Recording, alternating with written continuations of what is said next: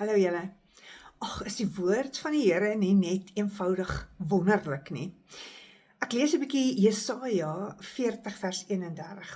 Almal ken dit. Die wat op die Here wag, sê party van die vertalings, en ander sê die wat op die Here vertrou, kry nuwe krag.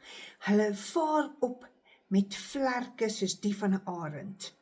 So, hoe doen ons nou hierdie wag op die Here? Wanneer jy 'n besige bytjie, soos baie van julle is, dan sukkel jy om te gaan stil sit en regtig te gaan luister wat jou pa, jou skepper vir jou wil sê. So ek het 'n dingetjie wat ek noem 'n lap time.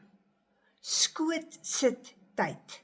So toe ek 'n klein dogtertjie was, het ek baie maklik op my pa se skoot geklouter nadat hy die hele dag gewerk het en na al sy heerlike jakkals en wolf stories geluister.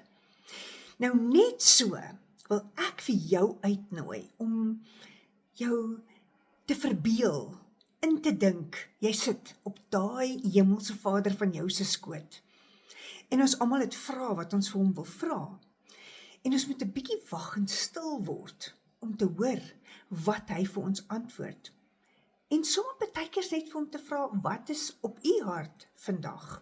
Want so baie van ons hardloop en wees besig en het baie dingetjies om te doen en ons vra net die hele tyd vir hom, hierdie het ek nodig en daai, help asseblief. Maar hoor ons ooit wat hy graag vir ons wil sê? Ag man, ek wil jou uitnooi. Gaan hê 'n bietjie lap time. Sit op sy skoottyd. Mens, jy het geen idee watter lekkerte op jou wag nie. Ek hoor graag by jou of jy dit gedoen het. Tot volgende keer.